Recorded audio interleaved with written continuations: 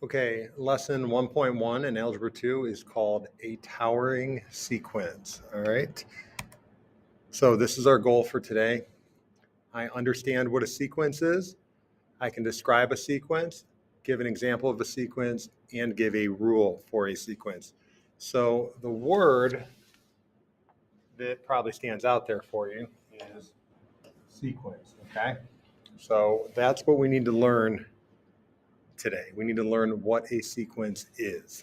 Okay, and we're going to do that through a couple different activities. All right, but we will define it by the end of the lesson. So, warm up. Here's a rule for making a list of numbers. Each number is one less than twice the previous number. Pick a number to start with, then follow the rule to build a list of 5 numbers. Okay, we'll do a couple of these. So we're going to start out here. I'll start out with 32 is my first number. Okay. So 1 less than twice the previous number. So after 32, I need to figure out what 1 less than twice the previous number is. So think about it for a second. We're going to double 32 and then subtract 1. Okay, so 32 times 2 is 64 minus 1, 63. Now the next one, I'm going to double 63 and then subtract 1. I get 125. I'm going to double 125 and then subtract 1.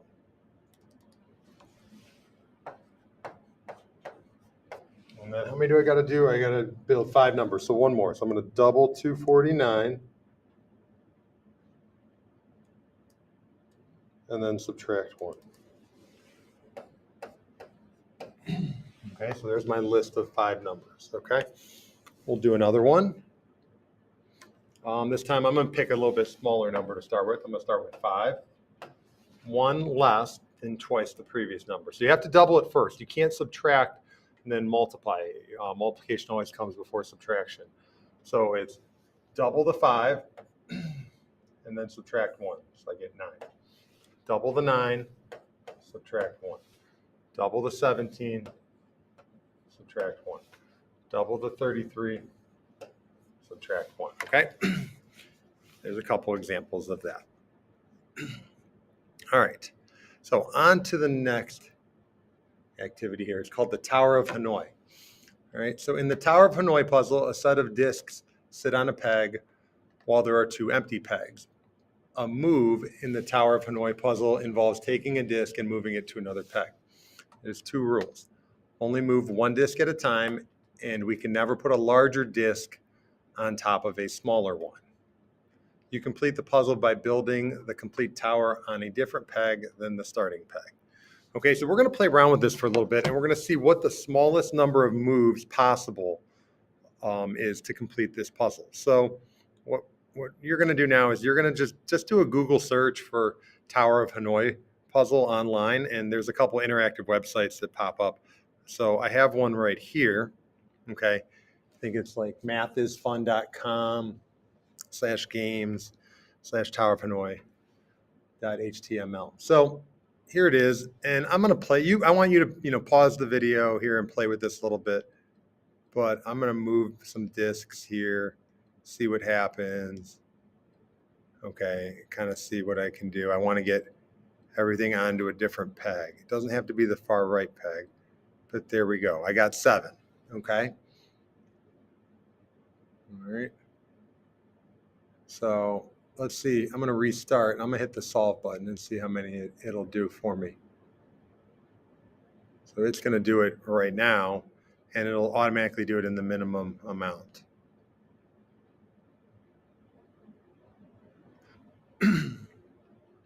So 7 moves. Okay, so that was the minimum amount there. Okay, so with 3 discs, we have 7 moves. So that would actually answer the first question. Okay, so I'm going to go back to that slide here. All right, actually it would be number 2, using 3 discs. Oh, you know what? My slide is different than yours. Okay. So let's just start with number 2, using 3 discs. That's what it says in your book. So I'm going to fill in 7 moves right here. So I'm going to cross that off. 7 moves using 4 discs. Okay. So I'm going to go back to the thing here. I'm going to change it to have 4 discs. I'm just going to hit the solve button and I'm going to find out what the minimum would be. It'd be nice if you play around with it a little bit and try to do it, but for the sake of time, I'm going to have it solve it for us. And it'll just count the moves and it'll tell us how many there are.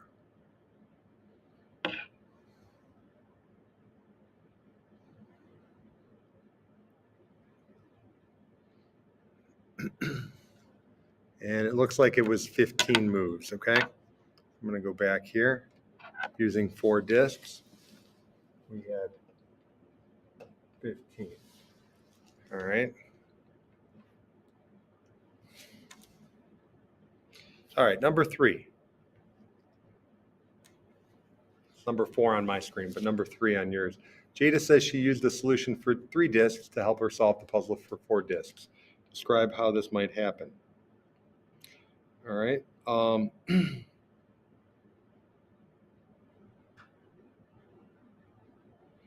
Well,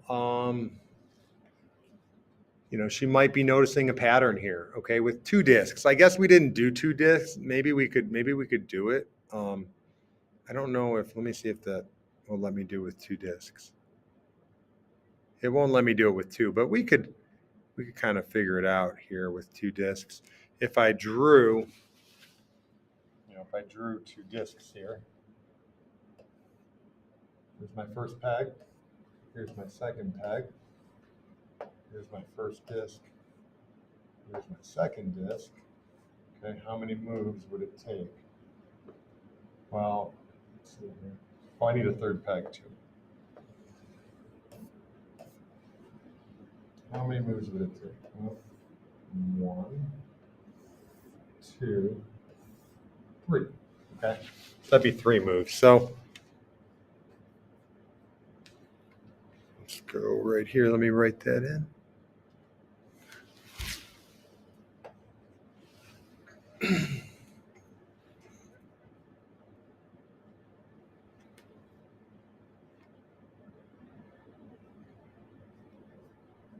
All right, so back to here. Okay, so you can kind of see a pattern there. It looks like you double it and add 1.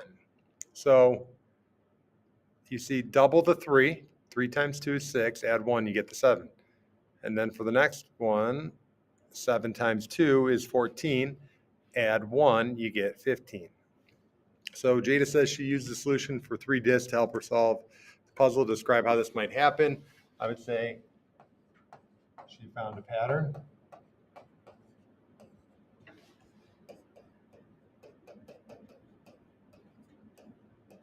And used it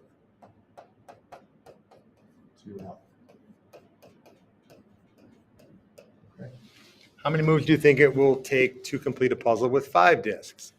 So double the 15. So 15 times 2, and then add 1. Should be 31. Okay. Let's go back over there and let's just see if it works. I'm going to put 5 discs on here, and I'm going to hit the solve button, and let's see if it is 31 moves, okay?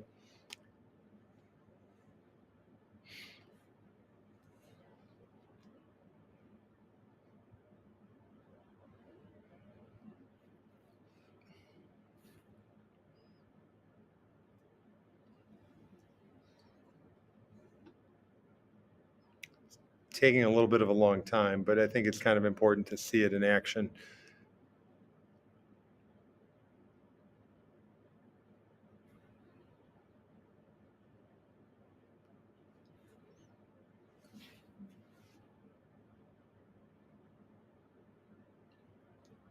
And obviously, if you were playing around with this, trying to do it yourself, it would be fun, but it would take a little bit of time. So We'll just simulate it here.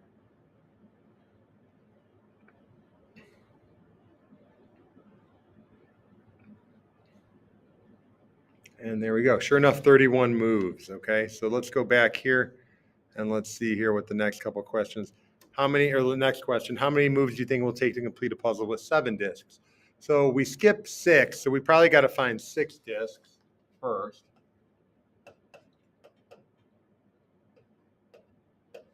So that would be 31 times 2 plus 1. So that'd be 62 plus 1 would be 63. So then 7 discs would be 63 times 2 plus 1 is 127. Okay? So that would be your answer there. Okay? All right. Let's try another game that generates a sequence or pattern. All right. So, there we go. We could fill those in. Obviously, we've already found most of those numbers. So if you wanted to fill it in, I think 3 discs was 7. This was 3. This would be 1. 1 times 2 plus 1. 3 times 2 plus 1. 15, 31, 63, and 127. All right, so here's a new game. It's called the jumping checker puzzle. Some checkers are lined up with blue on one side and red on the other, with one empty space in between them. A move in this checker game pushes any checker forward 1 space, jumps over any one checker of the other color, or jumps over any one checker of the other color. Jumping the same color is not allowed. Moving backwards is not allowed, and 2 checkers cannot take up the same space. So you complete the puzzle by switching the colors completely, ending up with blue on the right, red on the left, with 1 empty space in between. So you got to basically switch all the colors. So we need all the red to go to the left, all the green to be on the right. Okay, so let's see if we can get a pattern here. So using 1 checker on each side, how many moves can we do it in? So let's see here. I'm gonna do this one here on a website. So if you just Google jumping checker puzzle, I think this one here I found is called jumping frog puzzle. So if we do with 1, let's see here, 1, 2, 3 moves. Okay, you did it. Well done. All right. So let me go back here. Using 1 checker on each side to complete the puzzle. What was the smallest number of moves needed? That was 3. Using 3 checkers on each side. Let's do 2. I'm going to do 2 checkers since it's not on there. Okay. So let me go here. So 1 was 3. Let's just go to the table here, and then we can answer the questions. So let's do 2. All right. So ready? 1, 2, 3, 4. Oh, shoot. I screwed up. Oh, no. All right. Let's see if I can do this right here.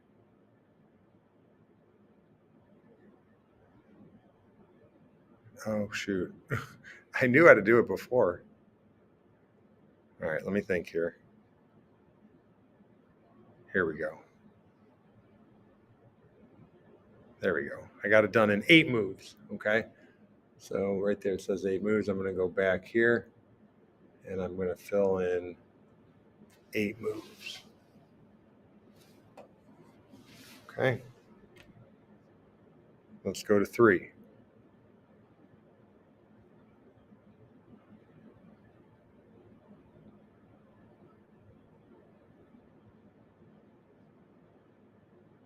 Oh, shoot, I think I screwed up. Yeah, all right, let me try it again.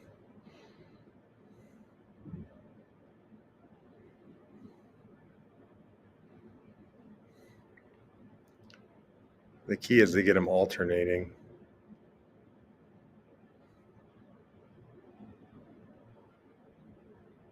There we go, got it. 15.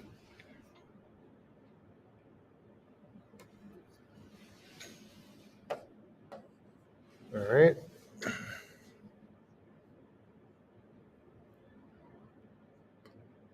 All right, so I'm going to go on and do this with 4 now.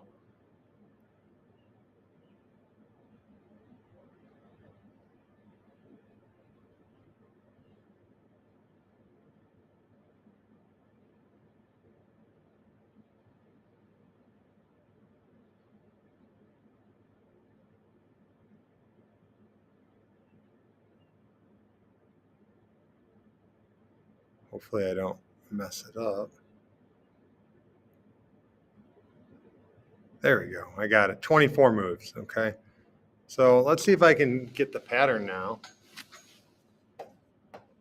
So this one's kind of hard to see, but if you look here, it's +5. You might not see it on your own.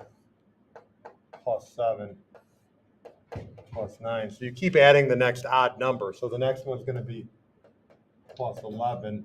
So that's going to be 35. The next one is going to be +13, which is going to be 48. And then the next one's going to be +15, which is 63. Okay, so that's how you form that sequence there. All right, so let's see here. All right, so next thing, create a sequence of 5 numbers that follows some rule and write it down on a piece of paper. Okay, so it can be anything, any rule you want. We could just say, I don't know, I'm going to start with the number 2, and I'm going to, I don't know, multiply it by 3, so I get 6, 18, what would that be, 54, 162, I think, all right? 5 numbers, some rule. What if I do, I don't know, I'm going to add 10. So I'm going to start with 1, and then I'm going to add 10. All right, there's a rule. That's a sequence, okay? All right, so exchange papers with your partner and then try to find the next term in your partner's sequence along with the rule that they use. So I don't have a partner. I'm going to just go ahead and find the next, or here's what I'm going to do. I'm going to make a sequence. I'm not going to tell you the rule. And you can pause the screen and try to figure out what the next term would be.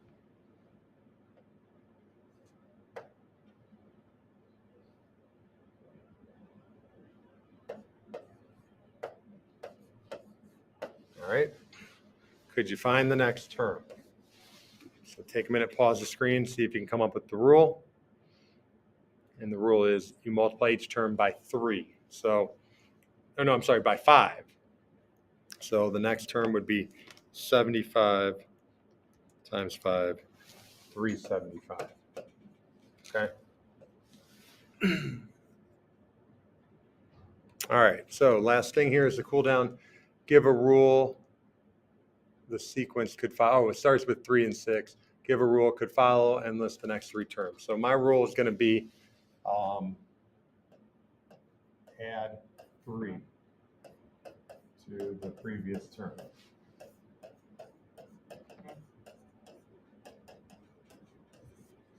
So it's going to be 9, 12, 15. Okay. Now someone else, or give a different rule. So I'm going to say times it by 2, right? So 3 times 2 is 6. Okay. So the next term would be 12, 24, 48. Okay. Now you can't just pick any rule. I can't say like add 5 because 3 plus 5, that wouldn't work. That wouldn't give me 8. That would give me 8, not 6. So your rule has to work within the numbers that they give you. Okay. So last thing, circle back to our learning goal. I understand what a sequence is. Okay. And I can describe a sequence, give an example of a sequence, and give a rule for a sequence. All right. I think we got a decent understanding. We'll finish up with the definition, formal definition of sequence. If you want to write this down somewhere in your book, a sequence is a list of numbers, possibly going on forever, such as all the odd positive integers arranged in order. So 1, 3, 5, 7, and that would go on forever. Okay. It can be any pattern, but it's a list of numbers that usually follow some sort of rule or pattern. Okay. So that is it for Algebra 2, Lesson 1.1.